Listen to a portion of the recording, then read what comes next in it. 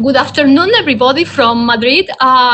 It's middle of the afternoon, the middle of a crisis, the middle of a pandemic, and also the middle of hopes and a conversation. Good afternoon, everybody from Madrid. It's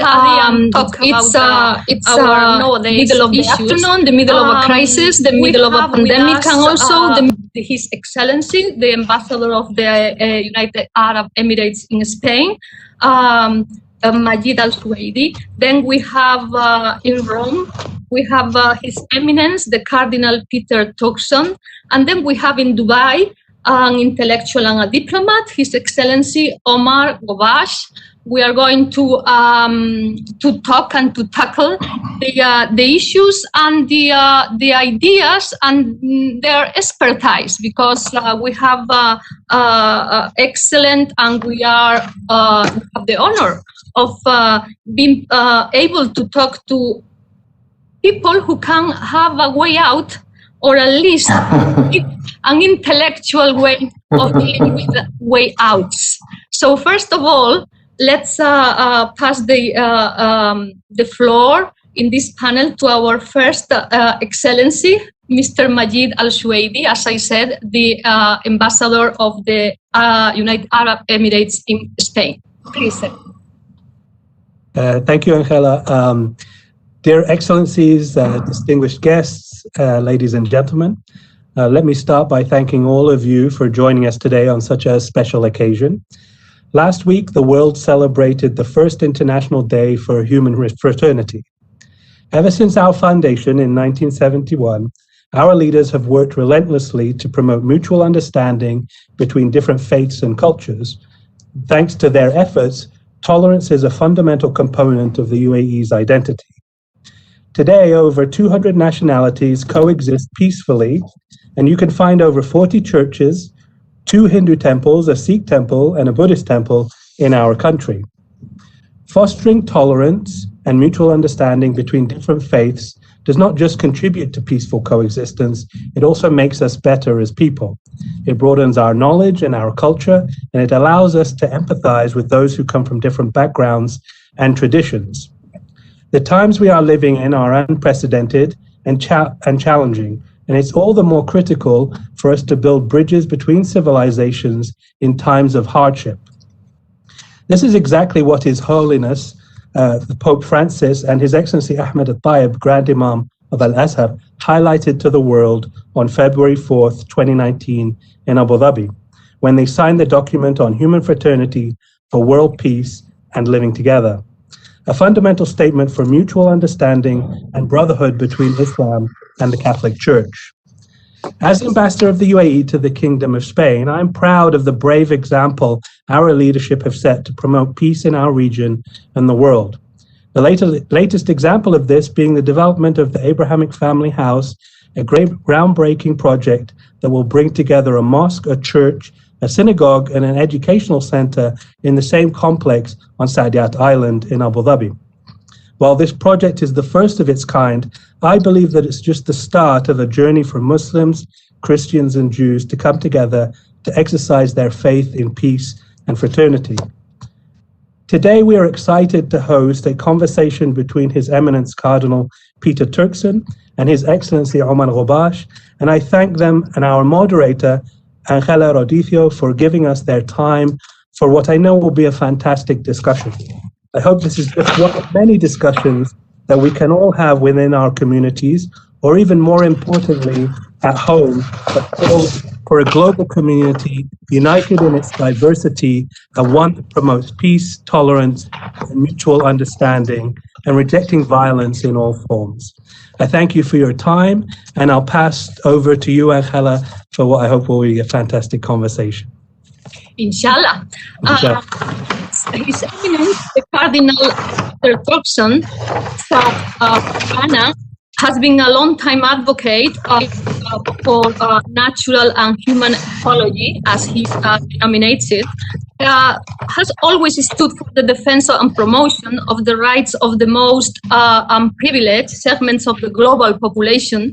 And it's also really an advocate for environment protection, is the Prefect for the Department of the Service of International and Integral Human Development, and he is also one of the senior voices in the Vatican when it comes to the promotion of less privileged collectives throughout the world. His Eminence, it was the philosopher Aristotle who said that humans and humankind, we are all as different as equal. When in terms of progress, we are focusing on similarities, and in terms of regress, we are focusing on differences. How you deal and how you focus on the actual situation right now from your dicastery or ministry in the government of Okay, thank you. Thank you, Ambassador. Thank you, Omar, and thanks to all of you, the government of the United Arab Emirates, for putting this together and for inviting us all, inviting me to share thoughts on a very significant and a very timely issues as this. It is already great that in 2019, after the visit of the Holy Father, Pope Francis, to the Emirates, and the signing of this document on universal fraternity, the United Nations picked this up and then established a World Day of Universal Fraternity, which the ambassador referred to. We celebrated just a few days ago on the 4th of September, on the 1st of February. So we're grateful for all of these movements, and of course we thank God who has made all of this possible, who has touched the hearts of all and made movements like this possible. Talking about building bridges, from over here, one cannot fail but recall how this language became current in the language of Pope Francis. It was in 2016, during the American elections, that during his visit to Mexico on the way back, somebody asked him about the decision of President Trump to build a wall. You remember that episode? And the Pope said that Christians should not be building walls, we should be building bridges. That's when it began. Then he carried on with this in 2018 during a meeting of a group here in Rome called the Sant'Egidio.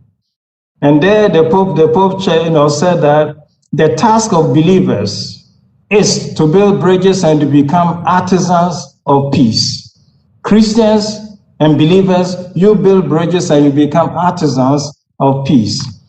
Because then he goes on to explain all of this to say that this is an invitation to create connections that lead to real meetings between people so that horizons are merged and that cultures are put together, and that we call to unite people and to bring people together.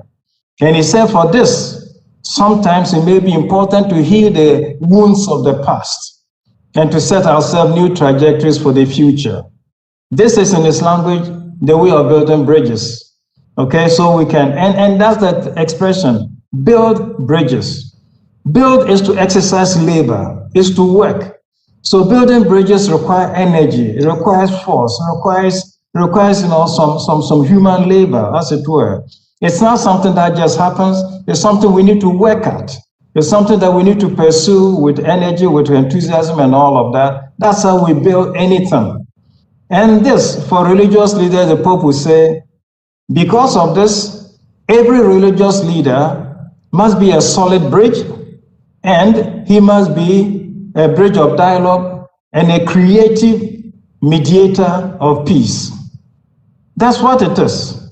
And so when in 2019, the Pope visited, the Arab Emirates, and then with Sheikh Tayyip of Al-Aqsa, they signed this document. That was his way of pursuing this.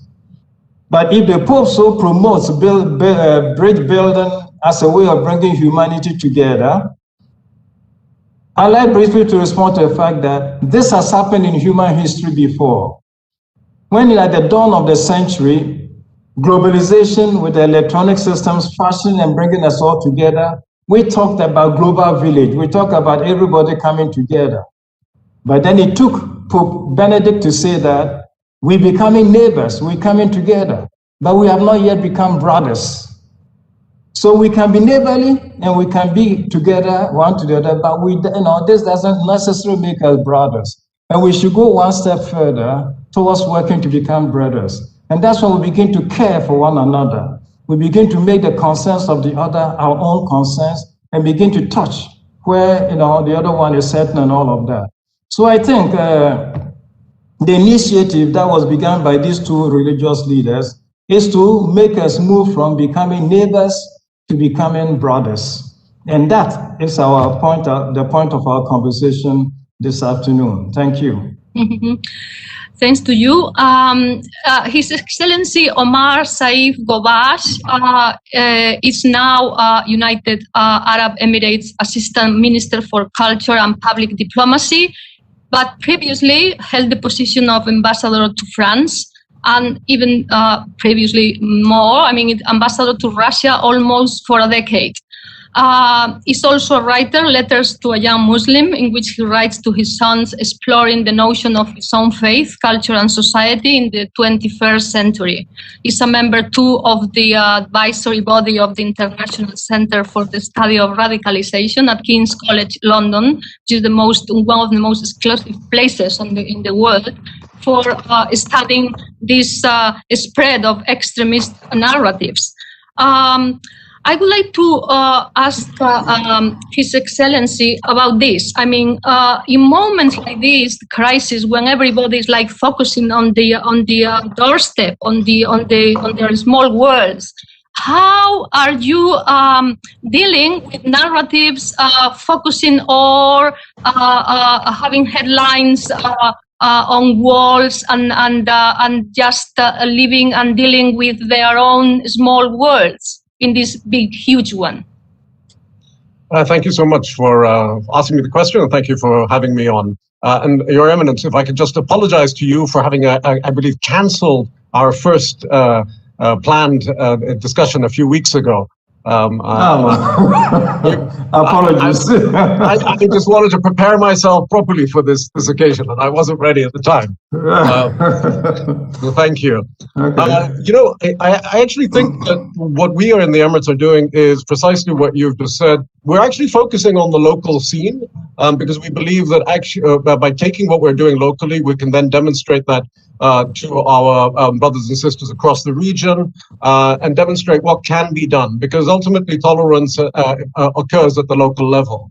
We don't have a problem being intolerant with people who are miles away. That's not the issue. It's whether we can actually live in a society of individuals bumping up against each other, particularly in this globalized world.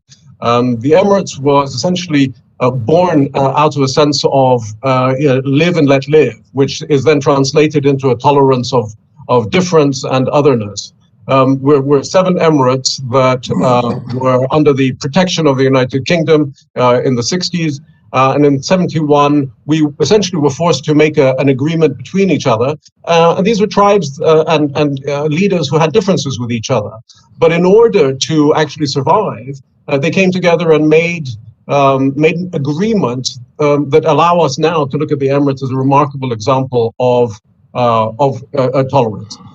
If you also think about it, coming out of the desert in the 1950s, there was an incredibly high rate of mortality.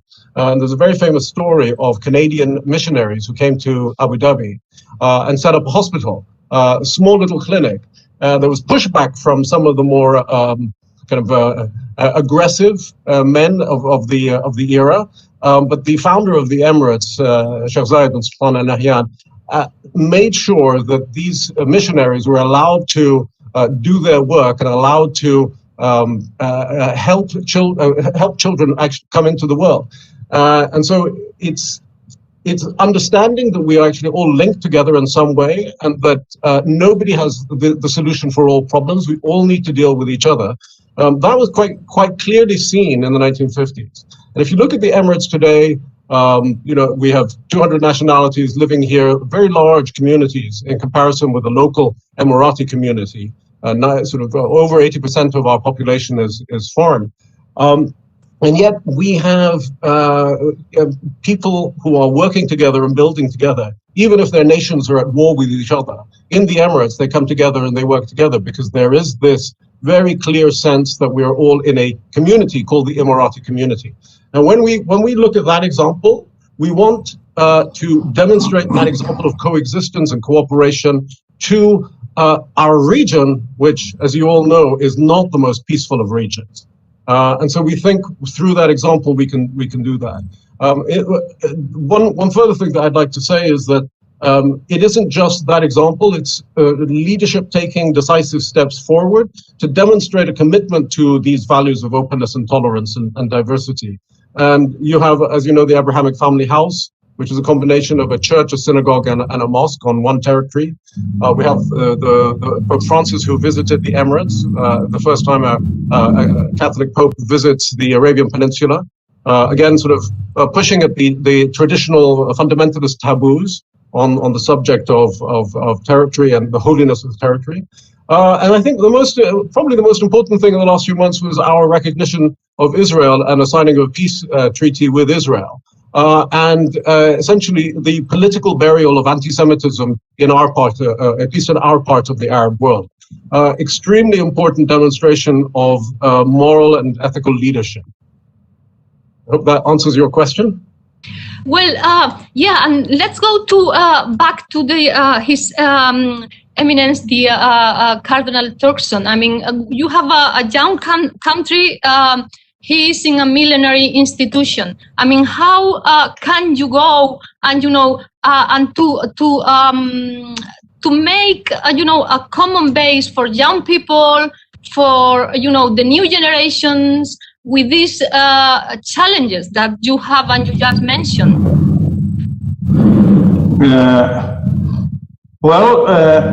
It should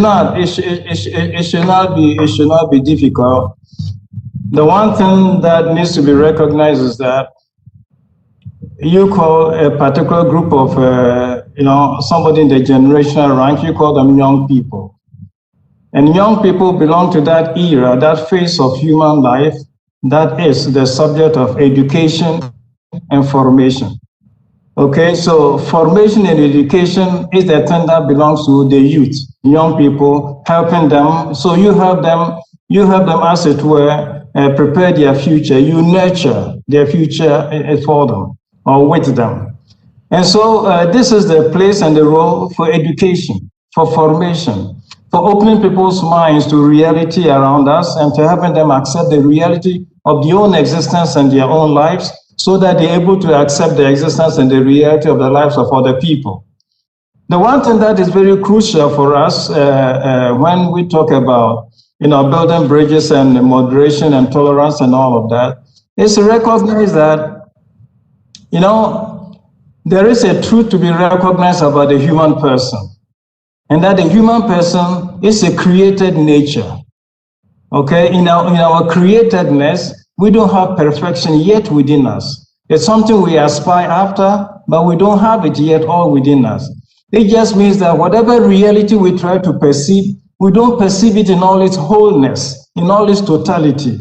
And that is why it is possible to have some seeing this and some seeing that. So the recognition of our creatureliness or our created nature is so very crucial. This for me is what should open us to be tolerant and to accept other realities, because we recognize that we don't have perfection in any one of us. We have a bit of it and we're developing it, but we also need to recognize it in other people and other areas so that that recognition opens us to the reality and the existence of others. This truth about the human person growing up is very crucial and very essential. If the same age bracket that you identify as young people, that would also, invariably or incidentally, also be the age bracket that people will identify as the area where people are most susceptible to ideologies, to radicalization, to all kinds of things. So it's so very important for formators and for teachers and for educationists of our young people at this place to enable them to see the truth of the reality of the human person, the truth about our world, the truth about reality itself, so that we don't close ourselves in a corner and make that corner represent all of reality for us. That leads us into a lot of difficulty and challenges.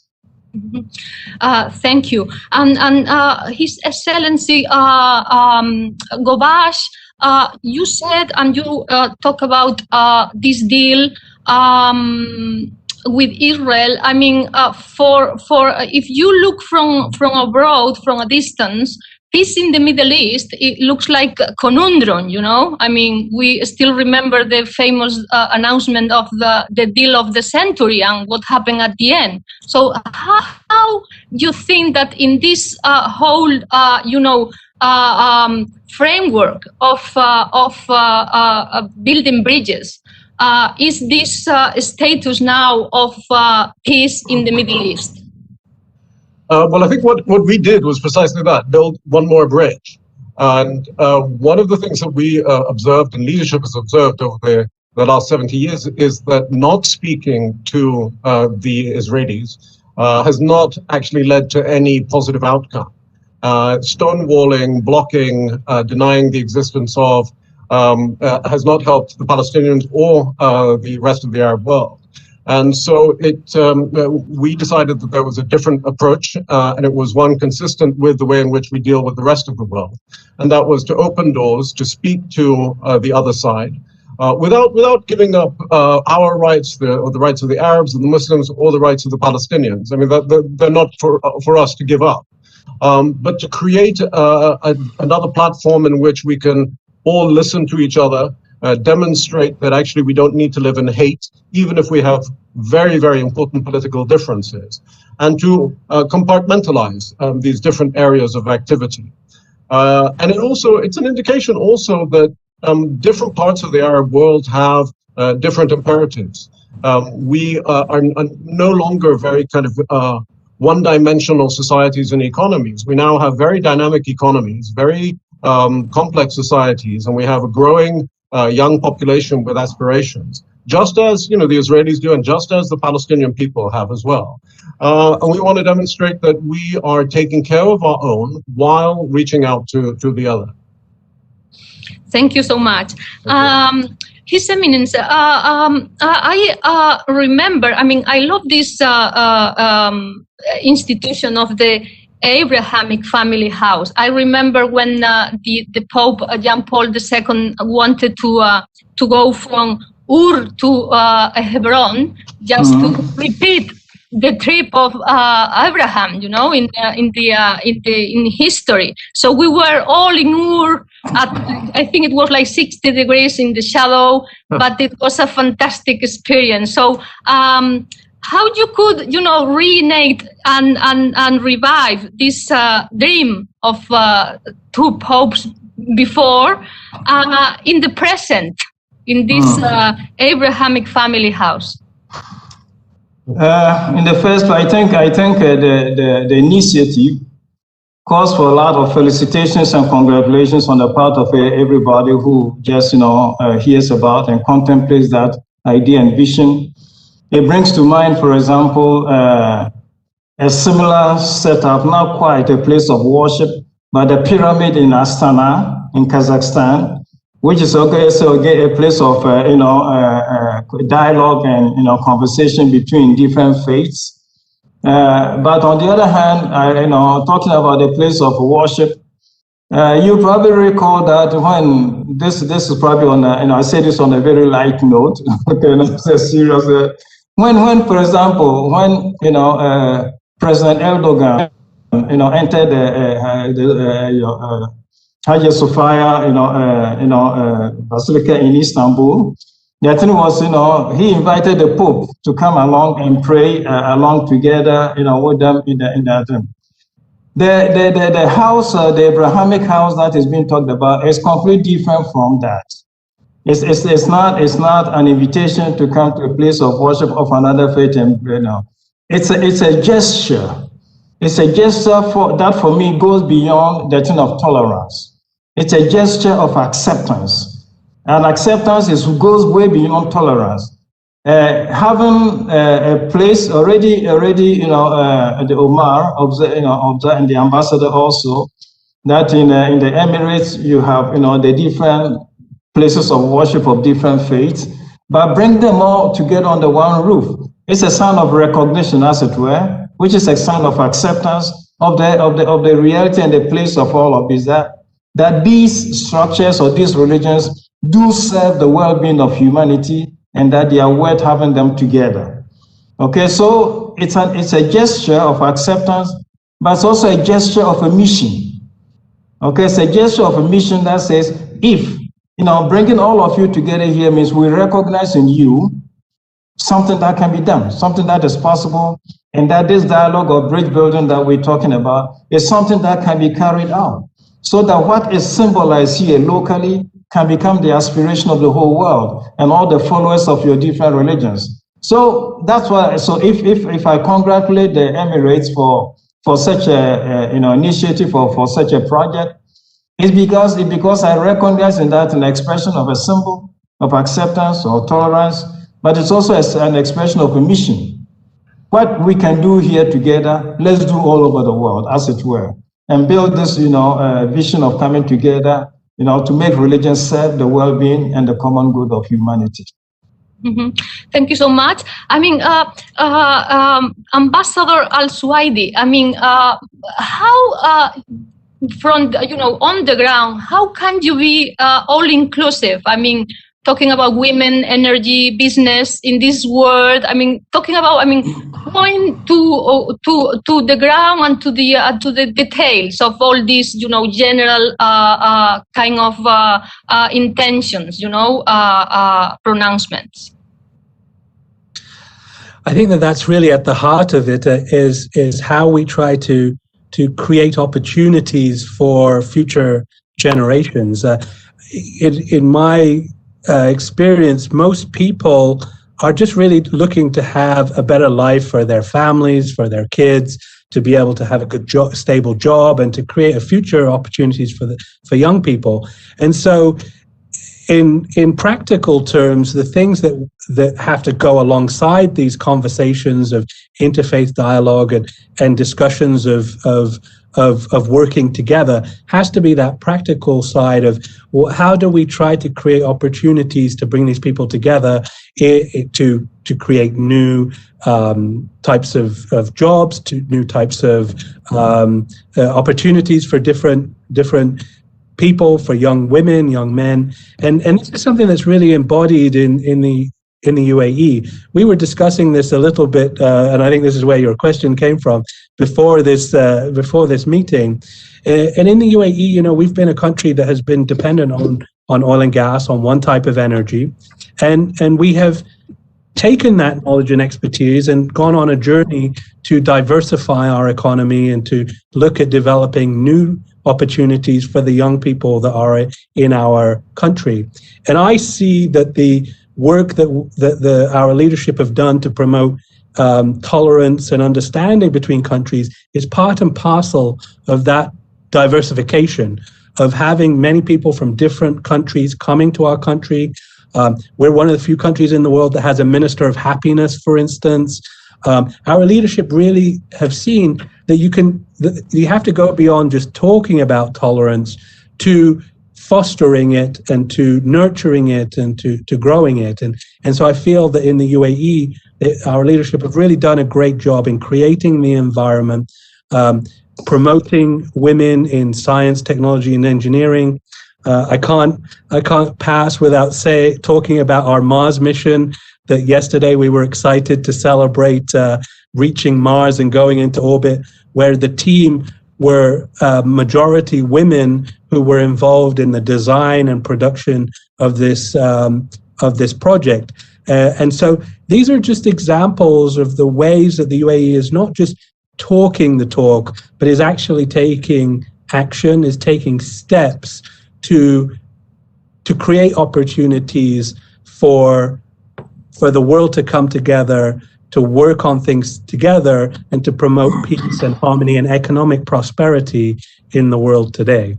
Mm-hmm. Thank you. To our man in Dubai now, I mean, what are the quantitative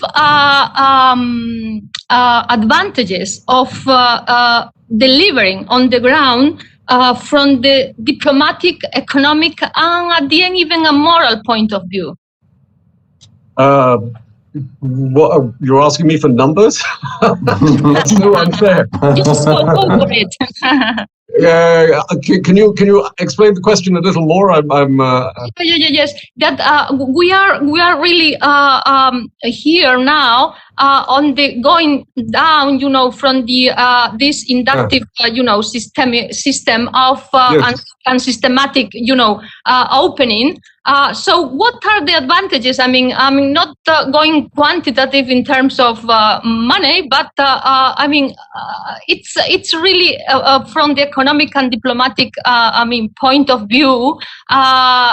You have a lot of advantages. I mean, in going on with this at the end of the day, in setting examples, in becoming a safe haven for whatever the things you are planning. Yeah. I mean, what are the advantages of this? Well, the advantage is actually is that we become the center of a network. We become a very, very important location for many different people to come together. And I think, if you look at our the logistics infrastructure that we have, the airline infrastructure, the airports, the ports themselves, it's remarkable because it keeps attracting people from all over the world. And people, we have a number, I can't remember how many billions of people within 4 hours of flight from here. But that allows us, again, to allow people from different parts of the world to connect with each other. I was speaking of the world's population. There you are, 1/3 of the world's and the financial infrastructure has been a tremendous benefit to many countries as well. And I understand that for the sub-Saharan Africa, Dubai is actually a financial center in the way that London is a financial center. Many people will come from that area in order to do deals here, find the right legal and financial support, and then go back. So from that perspective, there's huge economic benefits.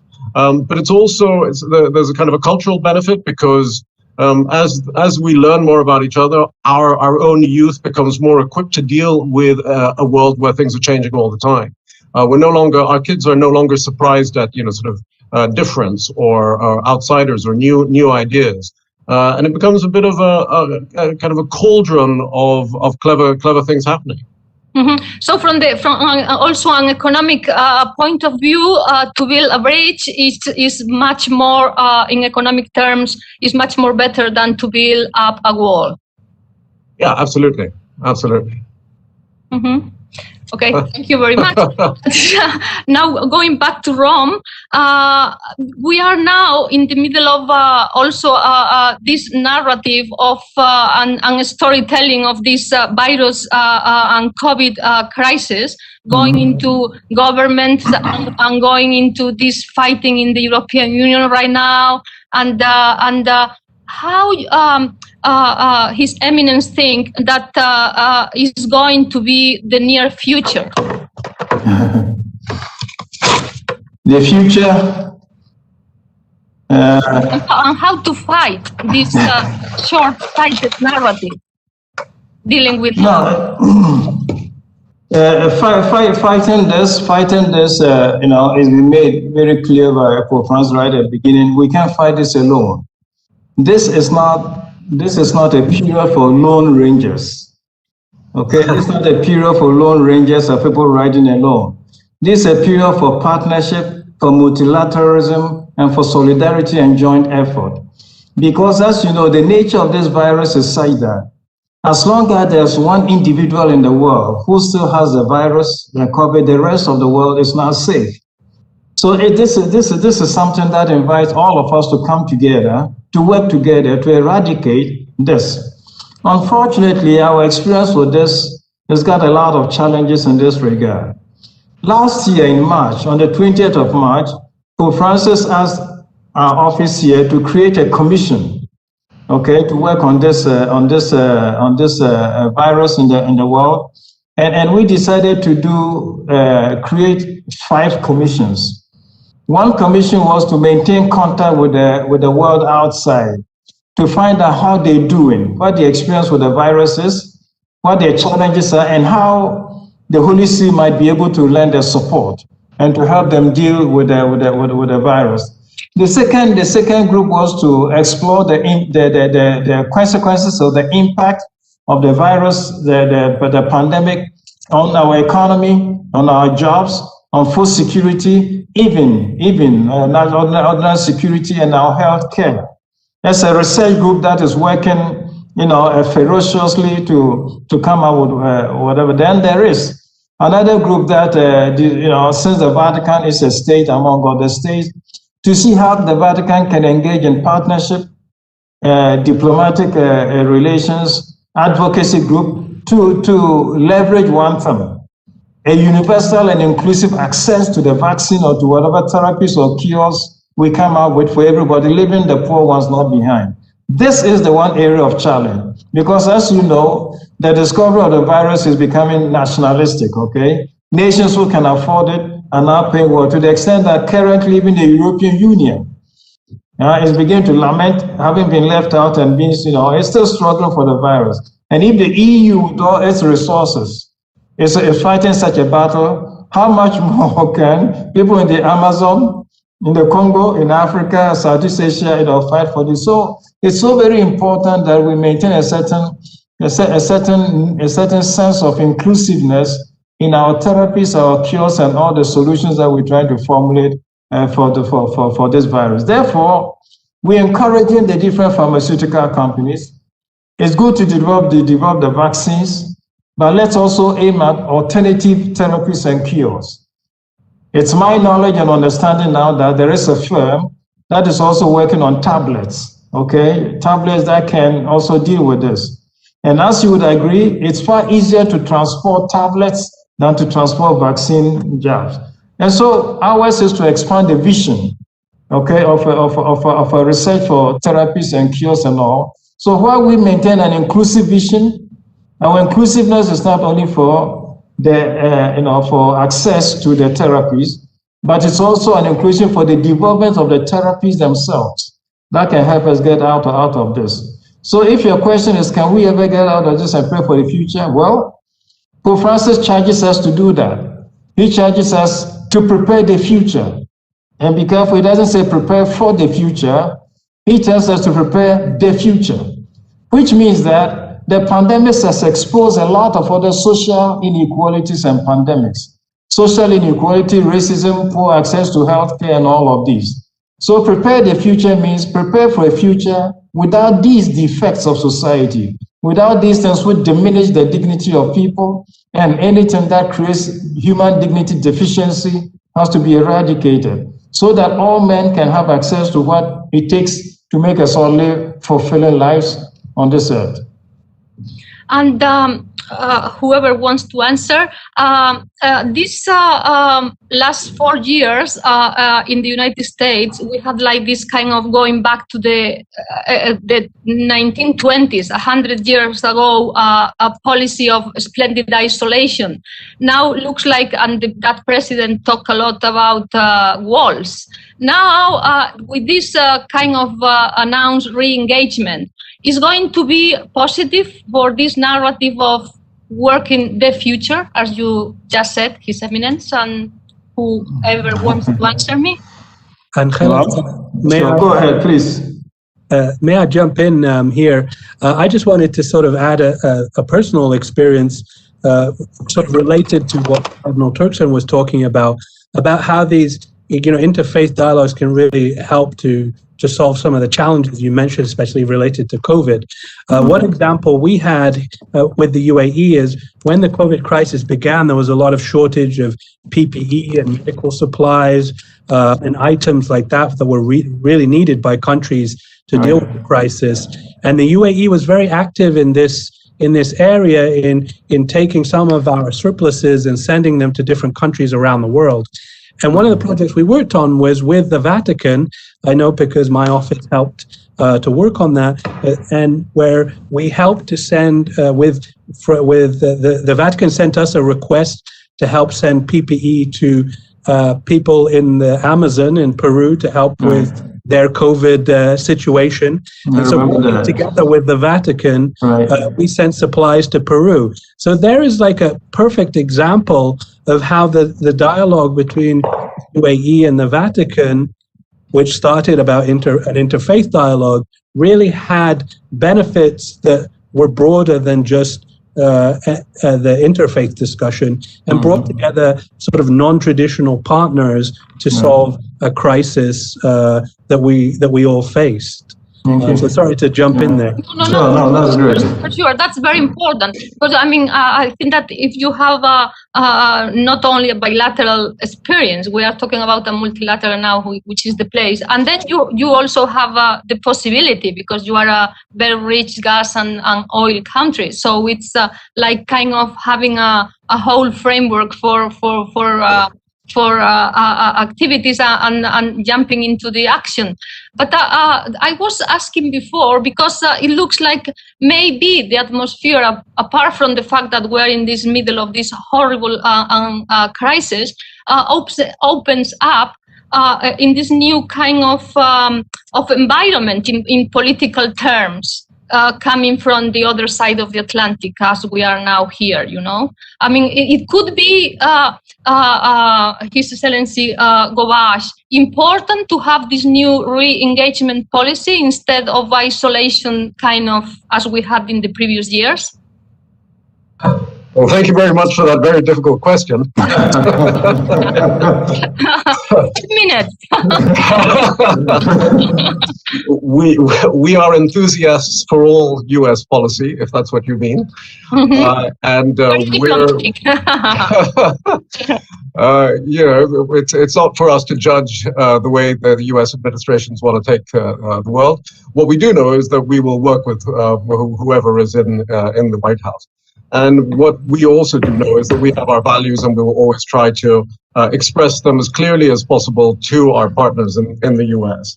Our behavior in the region has been always one of trying to cooperate, trying to reach out to friends and enemies, and to try to break down those barriers. Because our focus is, rather than on increased power across the region, it's actually wanting to see the region flourish. And so that's our direct concern. That's why we reach out to the Russians and to the Chinese and to the Indians, the Pakistanis, and to the Israelis and to the Americans. It's all so that, because there are so many different parties involved, it's essential that everybody understands that there is a different option for the Arab and the Muslim world. That actually, the boundaries that have been set up can come down, and that we can actually cooperate with each other and work with each other and all prosper in the same environment. And it isn't just a question of words. We've demonstrated how the Emirates, as 7 different Emirates, could prosper together. We trade with Iran and Pakistan and India and China. China, I think, is our biggest trading partner at the moment. And again, it comes back to the example. So we do recognize that there are boundaries that have to be set up in certain instances. And COVID has been a brilliant example of the necessity to control population movements between different areas. But that's just a fact of medical health. It isn't a moral position, I think, and it's not an ethical position, but it's a reflection of reality. So we recognize that. On the other hand, we also look forward to a world where these boundaries come down, the walls come down. And maybe talking about the peace in the Middle East is very, general. But now that you have this platform of dialogue, of bridges, of Abrahamic family, do you think that it could be possible to start talking about peace and least in the region, in your region? Yeah, absolutely. But I mean, not all conflict in the region is religiously based. Many of the conflicts are around power, around water, around energy, around geopolitical questions that then, and some of the players use religion to provoke emotion. And so, if we're open and honest about these things, maybe we'll be able to move beyond the kind of stereotype that it has to be only interfaith dialogue. There are many different kinds of dialogue that we need to have. We need to, again, compartmentalize these things. Mm-hmm. Of course, thank you. And how do you prospect in the term and in the medium term this project you have? And what do you think could be the consequence for as an example, for other places, if it is, as you plan the bridge of the Abrahamic family you are building now in the Emirates? It's to me? Who? Yes, sorry. His Eminence the Cardinal Turkson. I mean, yes, I'm just please trying to ask. No, I thought since you said here. Envision the success of this project. You are. As I said a little bit before, I think the initiative and the vision of developing a facility like this, by contrast with what we have in Kazakhstan, Astana, of dialogue and discussion, this goes one step further. This goes one step further in the sense that it's a place of worship, recognizing that people come to commune with God, to worship Him, so it's a place not only of discussion, place also nurturing spirituality, okay, or open oneself up to the divine and all of that. And this is very crucial. The thing about fraternity, which Pope Francis and Sheikh Tayyip, signed out there, requires a lot. Internal spirituality. When we not form from within, we cannot live, accordingly outside. So the big challenge and the big call for the invitation to be bridge builders and all of that requires a deep down inner transformation. Okay, a deep discovery of our own spiritual selves and nature and how we respond to God, our own selves, to be able to imitate God, as it were, become gods on earth. If we need to be divine-like on earth, making the world or the earth a happy home for everybody, then we need to aspire to be also God-like, okay, in what we do. So this is why the initiative of having the three faiths, together on the one as a place of worship, invites us first to ask oneself, when we gather there, are we praying to the same God?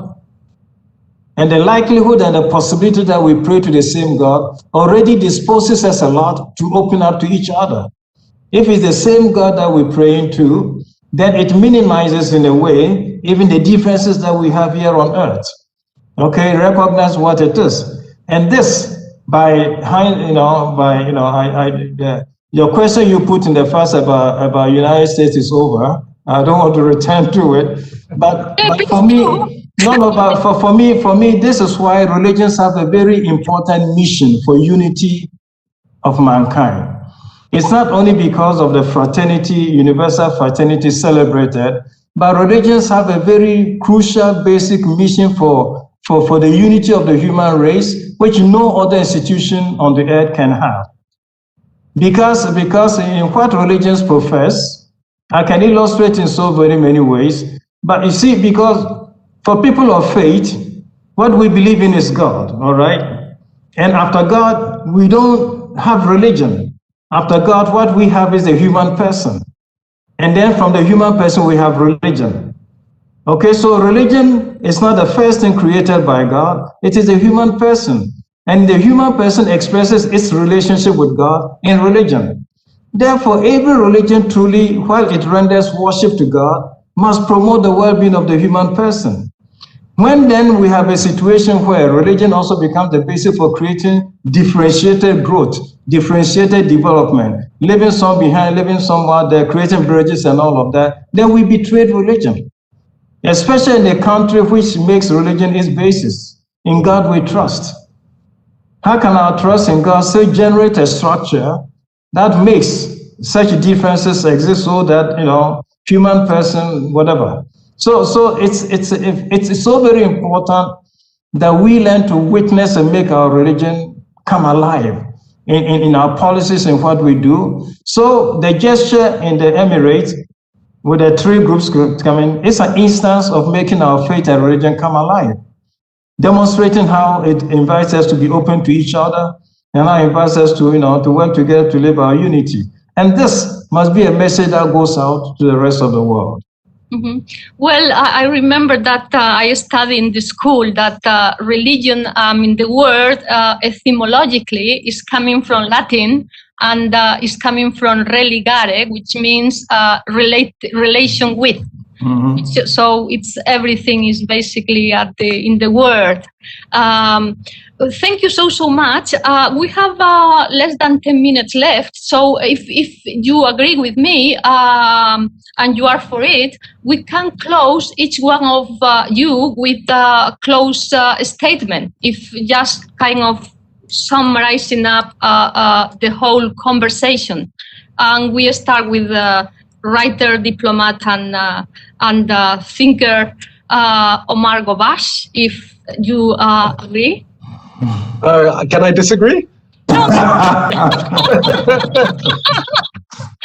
Please kind of dictatorship. If we start with me, then it'll be a very short summing up because. No, yeah, I mean, as you prefer. No, thank you very much. I'm really pleased that we were able to have this discussion. It really is incredibly important that when we talk about radicalization, which is where I think our interest in tolerance really crystallized. It's the radicalization of young men, young women. It's incredibly important to be able to say, not just that we're against this, but that we're actually for something. And it's taken a very long time. And I mark the starting date as September 11th. That's when it became very clear to us that there was a problem in our part of the world. And there was an anger and a violence and an aggression that was being channeled through our religion. And it took a long time to come to these kind of big political and ethical decisions that we're going to start changing the direction of our societies and our economies, because the economy is also a very important part of this, and to really create a set of opportunities for young people, to give them something to actually aspire to and to believe in and actually in the end do. And so that's why tolerance, the idea of tolerance, at least in the way it's practiced in the Emirates, comes out of a real concern for what happens in a vacuum. And in that vacuum, it really was the kind of radicalization that took root. It's going to take a very long time to see the fruits of this push for tolerance. But I see leadership, I see this country moving forward with really strong, powerful steps that are really courageous right across the region.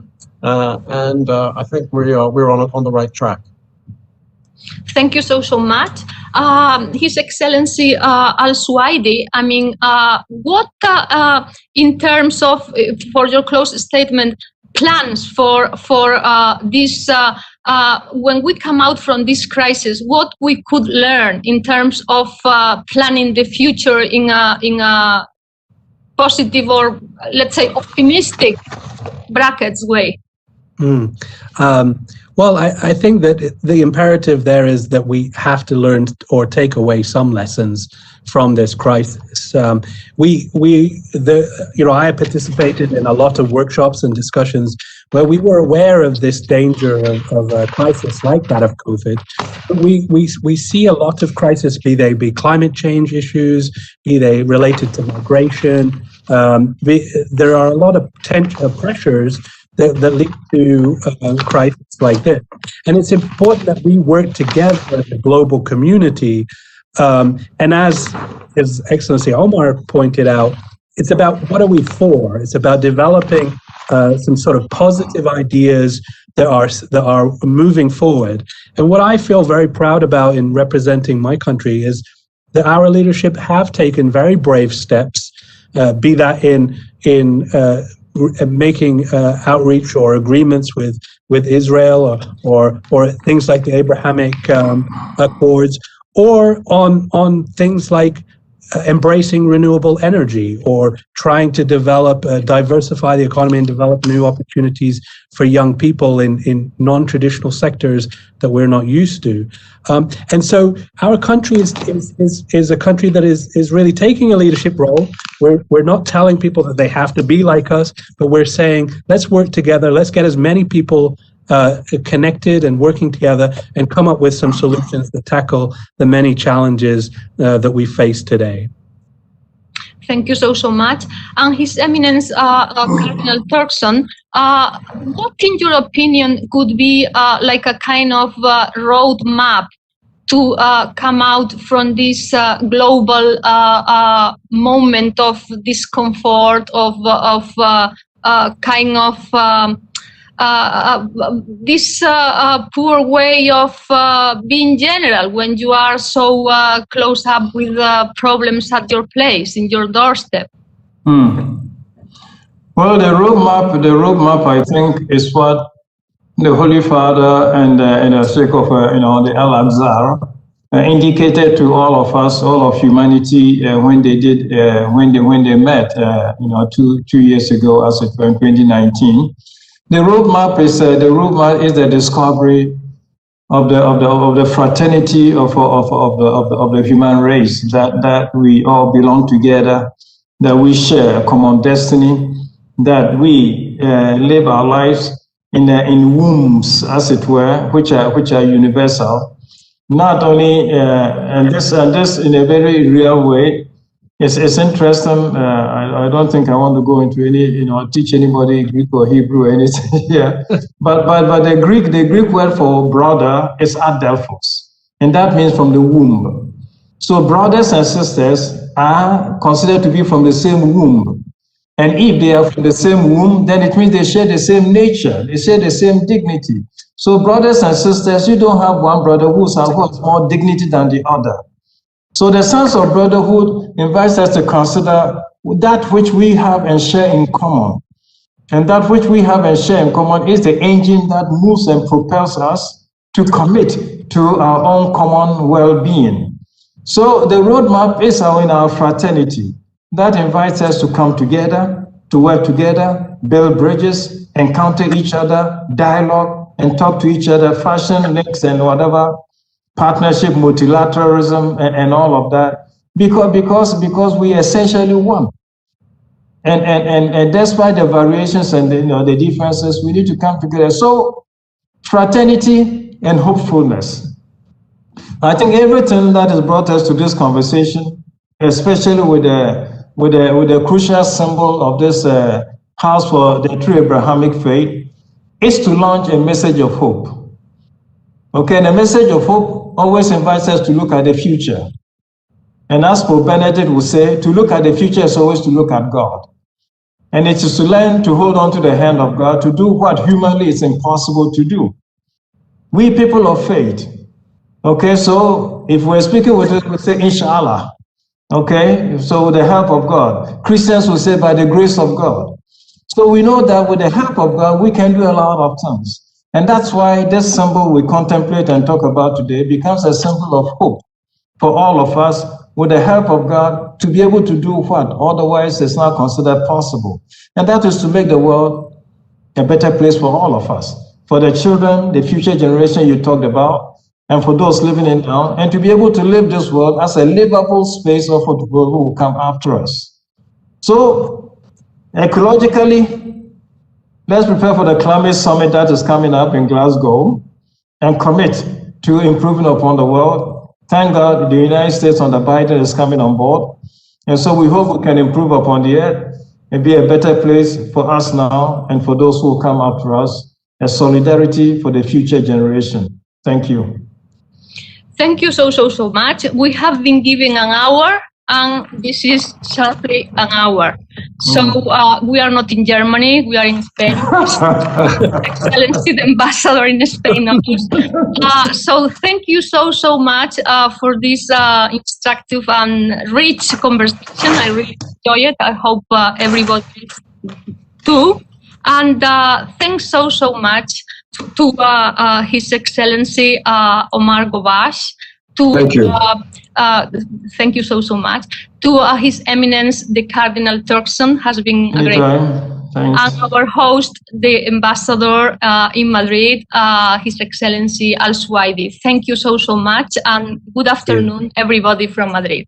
Thanks for the invitation. Thank you very much. Thanks. Thank you. Have a great day, you all.